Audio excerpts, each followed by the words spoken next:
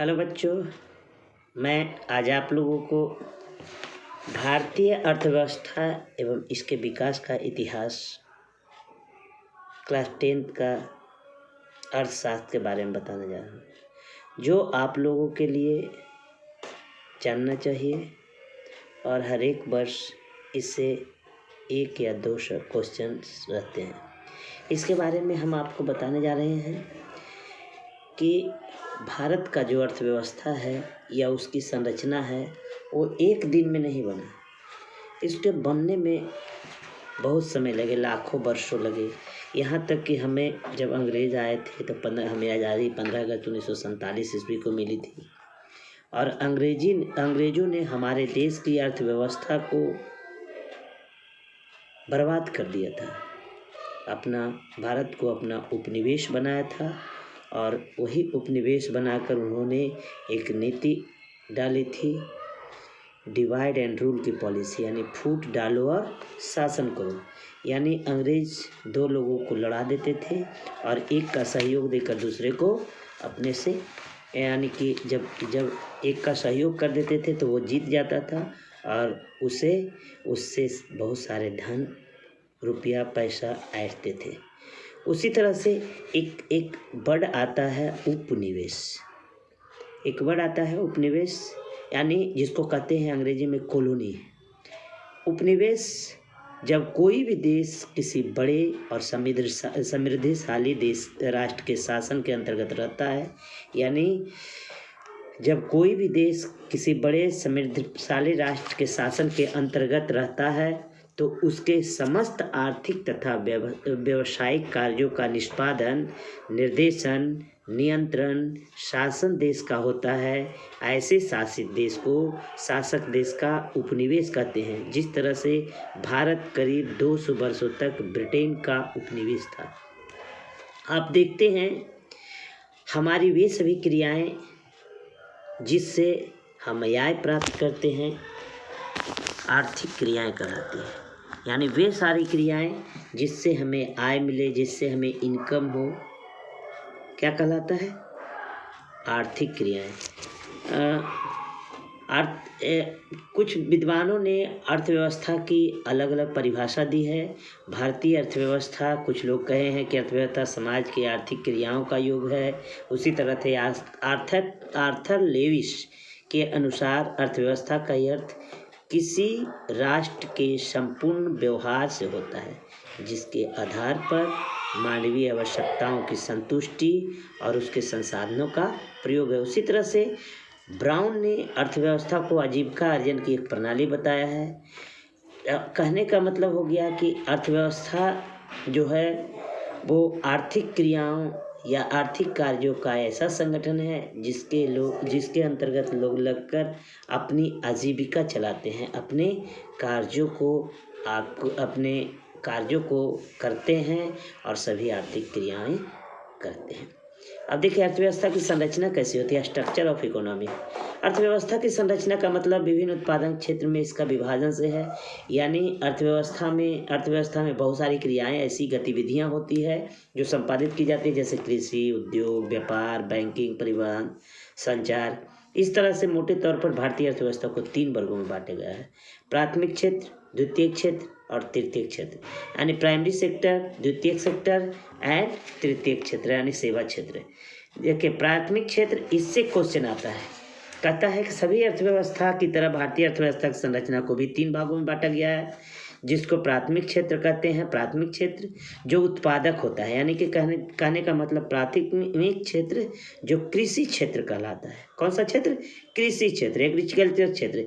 इसके अंतर्गत कृषि, पशुपालन, मछली पालन, जंगलों और वस्तुओं को प्राप्त करना जैसे व्यवसाय आते हैं। यानी कहने का मतलब प्राथमिक क्षेत्र क्वेश्चन में इस तरह से आता है कि पशुपालन या कृषि या वन या मछली पालन किस सेक्टर के अंतर्गत आते हैं, यानी किस क्षेत्र के अंतर्गत आते हैं? प्राथमिक, द्वितीयक, तृतीयक। यानी ये तीनों जो वैसे क्षेत्र जो कृषि क्षेत्र के अंतर्गत आते हैं, पशुपालन के अंतर्गत आते हैं, वन के अंतर्गत आते हैं और मछली पालन के अंतर्गत आते हैं, प्राथमिक क्षेत्र कहलाते हैं। अब द्वितीयक क्षेत्र समझ लीजिए। द्वितीयक क्षेत्र जिसको इंडस्ट्रियल क्षेत्र भी कहा जाता है, जो किसी चीज़ का उत्पादन करते हैं, किसी इसके अंतर्गत खनिज, व्यवसाय, निर्माण कार्य और जन उपयोगी जितनी सारी सेवाएं हैं, जैसे गैस, बिजली, उद्योग, कुटीर उद्योग, लघु उद्योग, मध्यम उद्योग, बड़े उद्योग। अब दो सेक्टर आपको बताएं। अब तृतीय क्षेत्र का समझ लीजिए। तृतीय क्षेत्र जिसे सेवा क्षेत्र भी कहा जाता है। इसके अंतर्गत बैंकिंग एवं बीमा, परिवहन, संचार, व्यापार आदि आते हैं। यानी कहने का मतलब वैसा क्षेत्र जो सेवा देता है, डॉक्टर हो गए या अन्य सारे सेवाएं होंगे, ये सारे ये सारे तृतीय क्षेत्र के अंतर्गत आते हैं। यानी व्हाइट कॉलर वाले लोग तृतीय क्षेत्र के अंतर्गत आते हैं। अब हम लोग समझेंगे भारतीय अर्थव्यवस्था के कितने प्रकार हैं। इससे भी आता है, आज पूरे विश्व की अर्थव्यवस्था को 3 वर्गों में बांटा गया है। पूंजीवादी अर्थव्यवस्था, समाजवादी अर्थव्यवस्था और मिश्रित अर्थव्यवस्था। इसको समझ लें। पूंजीवादी अर्थव्यवस्था वह अर्थव्यवस्था है जिसमें उत्पादन के साधनों का स्वामित्व किसी निजी व्यक्ति के हाथ में होता है।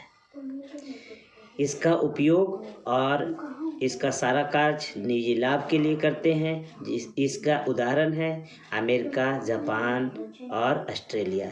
ये सारे देश जिस देश में आज सारे पूंजीवादी अर्थव्यवस्था है, इन तीनों देशों में पूंजीवादी अर्थव्यवस्था है। दूसरा अर्थव्यवस्था है समाजवादी अर्थव्यवस्था। समाजवादी अर्थव्यवस्था वह अर्थव्यवस्था होती है जहां उत्पादन के साधनों का स्वामित्व यह संचालन देश की सरकार के पास होता है, जिसका उपयोग अधिकतर सामाजिक कल्याण में किया जाता है। जैसे इसके उदाहरण है चीन और क्यूबा जैसे देश में समाजवादी अर्थव्यवस्था है। और यहाँ तक कि इस भूमंडलीकरणीय प्रवेश में समाजवादी अर्थव्यवस्था का भी प्रवेश धीरे धीरे बढ़ने घटने लगा है। अब मिश्रित अर्थव्यवस्था समझ लीजिए। वैसी अर्थव्यवस्था जिसमें दोनों का मिश्रण हो, यानी कहने का मतलब जिसमें पूंजीवादी अर्थव्यवस्था और समाजवादी अर्थव्यवस्था दोनों अर्थव्यवस्था का समावेश हो, उसको कहते हैं मिश्रित अर्थव्यवस्था। यानी भारत पूंजीवादी और समाजवादी दोनों अर्थव्यवस्था, चूँकि यहाँ प्राइवेट सेक्टर में भी कार्य है और सरकारी सेक्टर में भी है, तो ये मिश्रित सेक्टर का यानी मिश्रित क्षेत्र में मिश्रित अर्थव्यवस्था वाला देश है। अर्थव्यवस्था के लिए 2 स्थितियाँ जो परस्पर सहयोग करती है, यानी अर्थव्यवस्था का विकास कैसे हुआ। इस व्यवस्था के परस्पर 2 सहयोगी क्रियाएं होती है। पहला आर्थिक विकास और दूसरा मौद्रिक विकास। आर्थिक विकास का मतलब होता है कि आर्थिक विकास और श्रम शक्ति में वृद्धि, और दूसरी ओर जनसंख्या की वृद्धि में संबंध। एक क्वेश्चन आपको हमेशा पूछा जाता है, समावेशी विकास क्या है। समावेशी विकास आर्थिक विकास की जिस पद्धति या प्रक्रिया से समाज के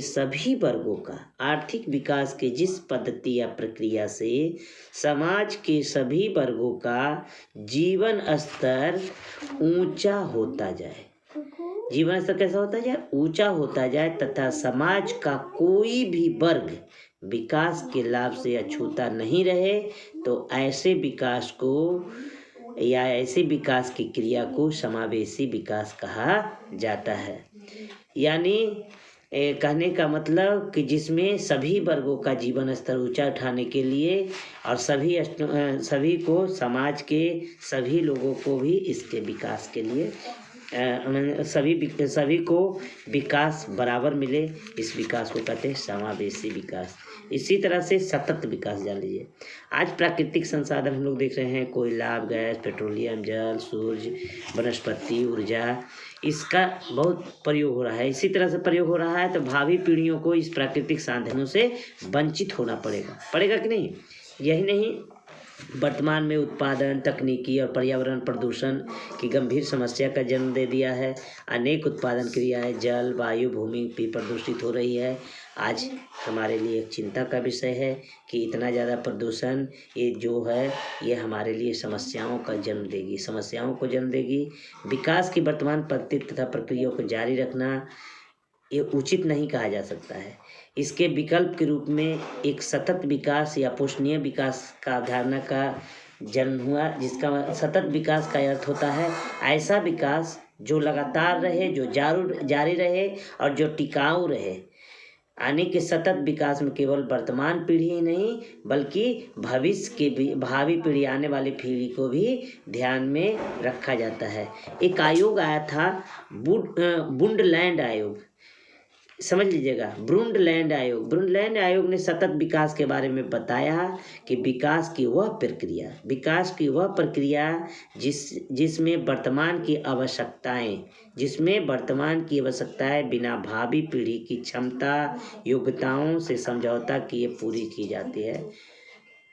उन्होंने बताया कि सतत विकास के बारे में बताया कि विकास की वह प्रक्रिया जिसमें वर्तमान की आवश्यकताएं बिना भावी पीढ़ी की क्षमता योग्यताओं से समझौता किए पूरी की जाती है।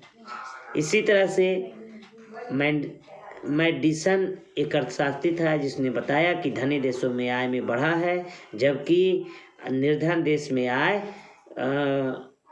घटा है, और उन्होंने बताया कि धनी देशों में आय का बढ़ता हुआ स्तर आर्थिक वृद्धि का सूचक होता है जबकि निर्धन देशों में आय का बढ़ता हुआ स्तर आर्थिक विकास का सूचक होता है। यानी आर्थिक वृद्धि धनी देशों का आय का बढ़ता हुआ स्तर और निर्धन देश के आय का बढ़ता हुआ आर्थिक विकास कहलाता है। यानी कहने का मतलब प्रायः आर्थिक प्रगति के स्थान पर आर्थिक वृद्धि या आर्थिक विकास शब्दों का प्रयोग किया गया है। अब एक और समझ लीजिए, आर्थिक नियोजन राष्ट्र की प्राथमिकताओं के अनुसार देश के संसाधनों को विभिन्न विकासात्मक क्रियाओं में प्रयोग करना ही आर्थिक नियोजन कहलाता है। भारत में अभी 1951-56 से लेकर आज 2007 से 12 तक 11वीं पंचवर्षीय योजना है। अभी 12 से लेकर 17 तक 12वीं पंचवर्षीय योजना और 17 से लेकर 22 तक 13वीं पंचवर्षीय योजना है। भारत में योजना आयोग जान लीजिए, योजना आयोग भी आता है। भारत में योजना आयोग का गठन 15 मार्च 1950 ईस्वी में हुआ था। इस आयोग के पदेन अध्यक्ष भारत के प्रधानमंत्री होते हैं। समांतर इसके कार्य को देखरेख के लिए 8 सदस्य होते हैं। भारत की पहली पंचवर्षीय योजना 1951 से 56 तक चली थी और आज 13वीं पंचवर्षीय योजना है। आज कितनी पंचवर्षीय योजना है? 17 से 22 तक 13वीं पंचवर्षीय योजना। अब एक और जान लीजिए, राष्ट्रीय विकास परिषद। भारत में राष्ट्रीय विकास परिषद का गठन 6 अगस्त 1952 में किया गया था। इसका गठन आर्थिक नियोजन हेतु राज्य सरकारों तथा योजना आयोग के बीच तालमेल तथा सहयोग के वातावरण बनाने रखने के लिए किया गया था। और राष्ट्रीय विकास में सभी राज्यों के मुख्यमंत्री इसके पदेन सदस्य होते हैं। चूँकि जितने भी राज्य के मुख्यमंत्री सभी इसका सदस्य होते हैं। अब प्रत्येक पंचवर्षीय योजना बनाने का कार्य योजना आयोग का है और अंत में राष्ट्रीय विकास परिषद जो NDC है वो क्या करती है? अनुमोदित करती है, अप्रूव्ड करती है। अब एक और जान लीजिए, ATM क्या है? 3 चीज़ आता है, ATM, डेबिट कार्ड और क्रेडिट कार्ड।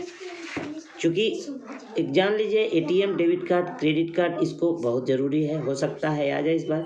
प्लास्टिक के छोटे से कार्ड पर अंकित सूक्ष्म संकेत के आधार पर कहीं भी किसी भी समय निर्धारित बैंक के केंद्र से पैसे निकालने की सुविधा को ATM कहते हैं।